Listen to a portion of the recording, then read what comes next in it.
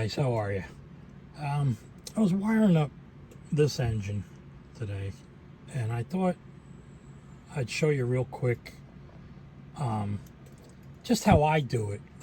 Granted that there are 3D printed distributors out there, and they are fantastic. Don't get me wrong. If you guys, when you see this is my old school, if you will. I always used Morgan Automotive Detail. I love his distributors. You can get any color cap, any color wire. I'll leave a link in the description. But like I said, guys, it's old school for me. This is how I used to do it, how I still do it. But I have tried the 3D printed distributors, and just as fantastic, if not, well, more fantastic, to be honest. But like I said, I just thought I'd show you what I do here, what I've been doing for a long time. You can see these are old, little short pieces. I always, I never throw nothing away for some reason when I do modeling. I always find that I'll used to say, I'll find use for that somewhere down the road. I'm getting this needle out here. I'll show you what this is for later. But to start off, I already have a lot of these cut up. These are my boots. I do the cap boot, which is short, and the plug boot, which is a little bit longer. You all know that. I made this jig, oh my God, years ago. And this is the original one. I've made a few in the past for some people and given them away. But it's crude, but it works. And I'll show you how it works in a minute. When you get a distributor from Chris, Morgan Automotive Detail, he gives you a chunk of wire. See, notice I got this like focus so it's messing me up to show you how to do this. But here, he'll give you this chunk of wire here. Okay, now it does have an inner piece. There's a solid piece of aluminum in there. But what I do, if I can find my X-Acto, is I'll cut a little piece off the end. I just roll it. I hope this works out and it doesn't, I'm not good at tutorial videos. But all right, I scored it. Let's see. All right, it came right off. It's on the thing there. So now I'll take a pair of pliers, needle nose, grab the wire, and pull this off.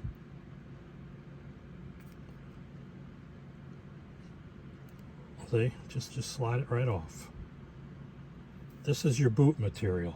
Now, what I do with these wires, these are awesome for pinning model car parts. You want to pin a mirror, you drill, what I do is I take my calipers, I measure the thickness, and then I match up the drill bit to that thickness, and that's how I pin pieces, mirrors, whatever needs to be pinned.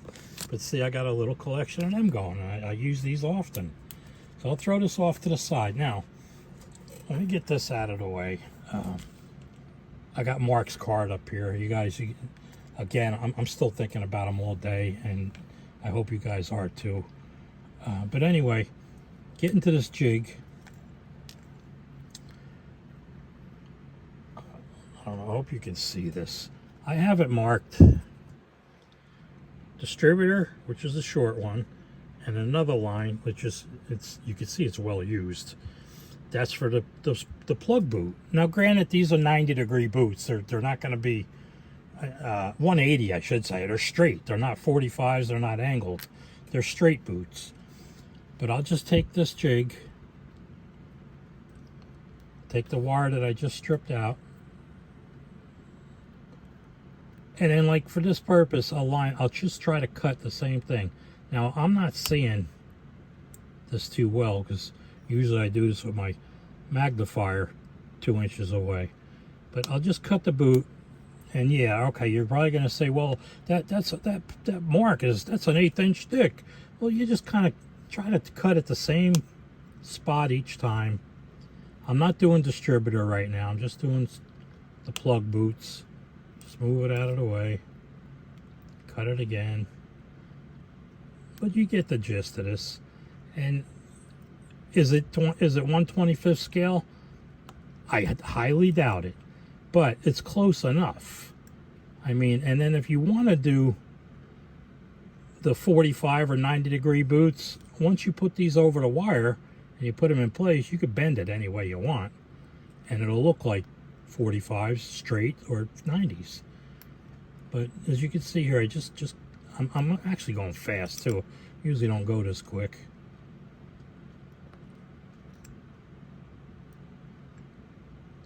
All right, you guys get the idea. I'm not going to go any further with this right now. But take my jig and get that out of the way. I'll take my plier, my wire distributor, and what I normally do is I cut this at an angle, and I'll see if I need to right now or not. This is kind of gross, guys. I stick my finger on my tongue and pick up the boot. And then this is where I really need my magnifier, but I'll just roll the boot in my fingers.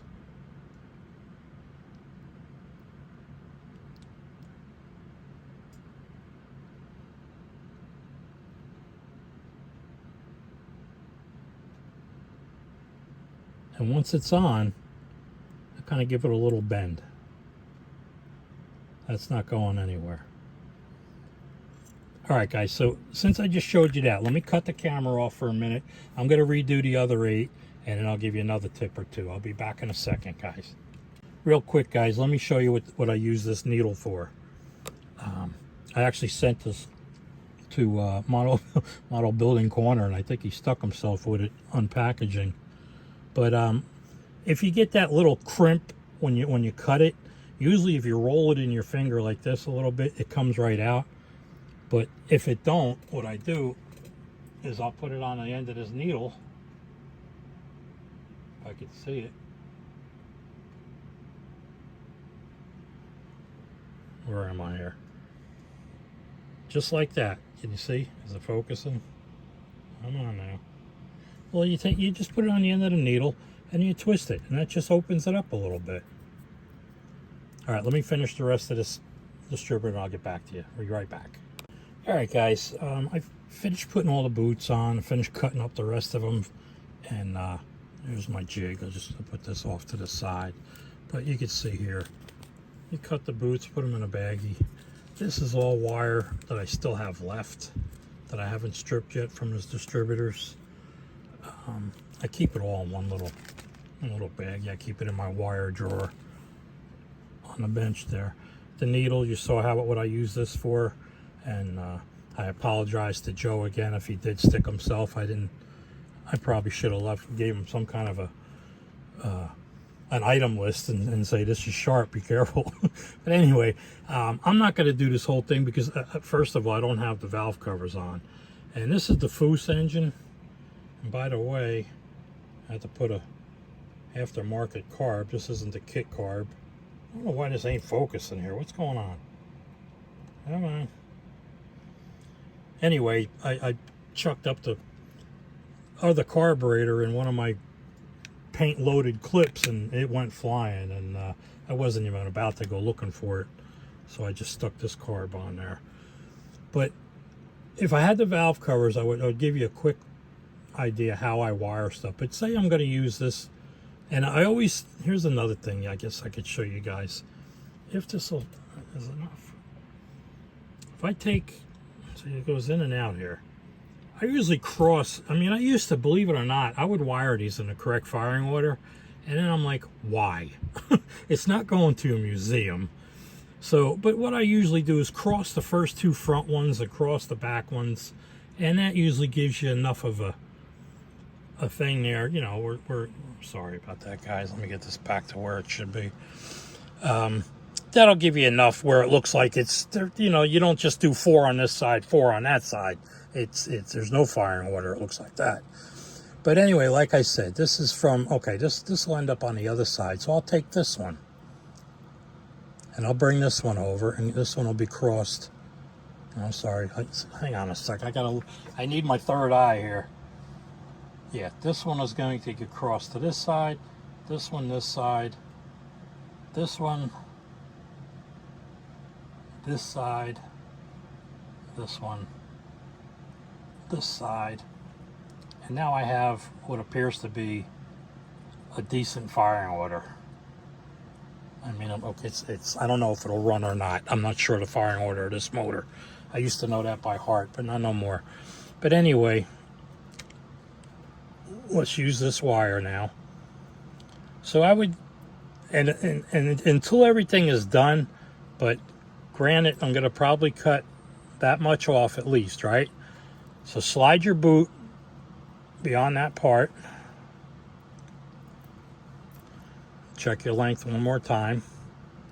And these heads are I drilled these, I don't know, a couple days ago, I imagine. But it's going to be, and don't forget the valve cover's not on, so I'm not going to cut this too short. Just enough to give you an idea.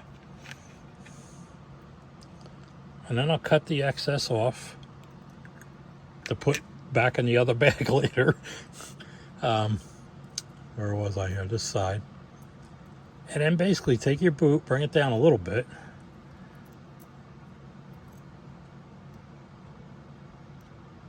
There's the hole. Just push the boot down. Now there's no plugs in this. It's just, I just drilled them out because you're not going to see it anyway. The boot, especially straight boots, they cover it. But then once I got my length, I'll do all of them. And then, like I always do, I drill all the way through so you don't have to mess around with, stop getting jammed, stopping. But you just put the wire up. I'll put a little bit of super glue on the end of the wire once I get the length and push it down and hold it for a second. And like I said, once the valve covers are on and everything, you can move along. But basically, guys, that's how I do it. And like I said, once these are in place and they're dry, you can take your tweezers and bend them to a 45, a 90. But just use your imagination. If you're a modeler, you'll figure it out. I hate to put it that way, but you see some of the questions sometimes on these groups, and like, my gosh. But we all started out, young and dumb. But that's about it, guys. I mean, I did put these plugs in this thing. Let me see if I could zoom this in here to where you'll see. They actually don't look too bad. I have to paint them white yet. See, there they are. They stick up a little bit. They're still tiny. The coil's way too big for this motor, but I'm not going through the change and everything. This is all box stuff. Box stock stuff, except for the plugs and the heads. But yeah, those plugs, they'll work out. They are small, but for a flathead, they look great. But getting back to this, I hope I didn't go too fast for anybody. And like I said, this is just, it's my old school way. I've been using Morgan's, Chris Morgan Automotive Detail. His name is Chris Morgan. I'm going to try to leave a link in the comments. He's got great stuff, guys. Give him, he does resin pieces and things like that also. So just check out his website. But hopefully you get this. And what I'm going to do is when I do go to, I got to paint the valve covers yet. They need another coat of gloss black. But and I don't know what I'm going to do with the air cleaner, or if I'm going to leave it off. I don't know yet. But yeah, this coil will get wired. Oh, that was another thing I want to tell you real quick. If you'll notice, when I bend see how I bend them so they don't come off until I'm ready to mess with them? The coil wire is this one right here. I always get that one out, and I put a shorter boot on that, and then I fold this over a few times to remind me that's the coil. And hopefully that helps you guys. Maybe you guys might have learned something, or you might say, Jesus Christ, I've been doing that for 20 years now. What are you talking about? Let's move on here. Well, that's what I said in the beginning, guys. This is my old school way. This is after the thread, okay? So before this, I used thread, and Mom helped me out with that one. But anyway, that's it, guys. I just wanted to show you this real quick, how I do it, and hopefully, this jig is very simple to make if you want to use the rubber boots versus the little tiny boots that go flying into the next county when you go to clip them off. But anyway, guys, I'm not mocking nobody's stuff. Trust, it's all great stuff out there. You just got to learn how to use it, and I'm still learning. And like I showed you, I did manage to get these in today, and it wasn't all that bad. I mean, they looked a lot smaller than they were, so I don't know. All right, guys, enough is about this. Hopefully, I didn't bore you too long. And if you stayed to this part, I really appreciate it. And be sure to check out the description. I'll have a link from Chris's Morgan Automotive Detail, and of course the discount codes for Gaahleri airbrushes and scale finish paints. Catch you at the next video, guys. Take care.